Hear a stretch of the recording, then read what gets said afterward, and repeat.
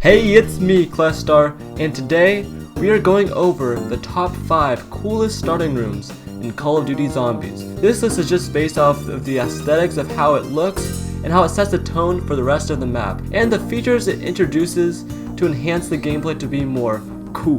This is just a pointless list that I thought would be fun to make. It's completely subjective to my opinion and what I think is the coolest. I honestly like to make these top 5s about very small topics, so I'll probably do some more like this in the future.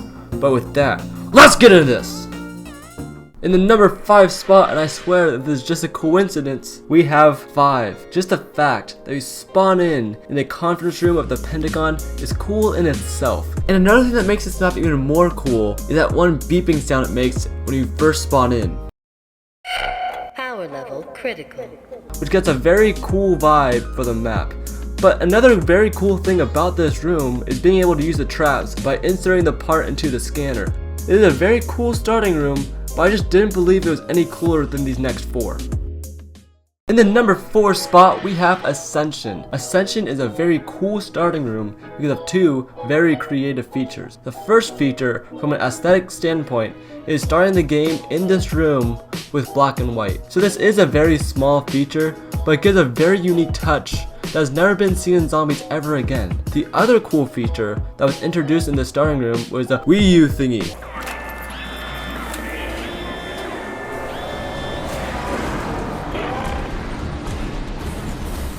I don't even know what the name of it is, but it's this trap, which is very cool, just because it can kill zombies to an infinite number of rounds. And from a gameplay perspective, this was very cool because you can do a starting room challenge, and it would go a lot faster, and you can basically make it to any round you want, but I mean it's not too OP because you can't control when it goes off. So I think this map introduced some of the coolest aspects we've ever seen in Zombies, but the only reason it gets number 4 is because I feel like other than these 2 aspects, it's just kind of bland.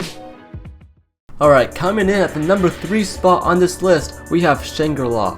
The main thing that makes this map so cool is the pure beauty of it. This starting room has so many awesome things to look at, such as the monkey statue, the stairs leading up to the pack punch. Okay, just looking up at those stairs, like you're not able to go on it unless you activate it, but it's like you're entering a temple. And the serpent statues that rain down water, I just love going under that water and just... And there's so many other things I could name. But one of the very cool things about this map is the monkeys that hang along the stairs. I know that this is more of a map feature than a starting room feature, but what's cool is that you could technically control what drops you get and potentially obtain all the perks in the map just by doing a starting room challenge. So you could rock the starting room challenge with a hypothetical perkaholic. In the number 2 spot, we have Verruckt. Now you had to know before clicking on this video that this had to be on the list. First and foremost, the coolest thing by far about this map and maybe any other map ever is that there are 2 potential spawn rooms. On solo, you could spawn in either room, and on co-op, you could be separated from your teammates in the spawn. This isn't a feature that has been brought back until Exo Zombies, which we won't speak any further of that, alright? But I wish they would separate you even if there are just 2 of you, because they always just put a team of 2 in the same room. It would be even cooler if there was a map that had 4 different spawns, and when you play with 4 people, you're all separated, except then it would be too tough for the beginning players. Alright, sorry, I went a little off topic there, but another thing that makes this map uber cool is the extremely creepy vibe. Like all the screams you can hear, and best of all, the dentist chair. Whenever I play this map, I always feel obligated to activate that, like the needle.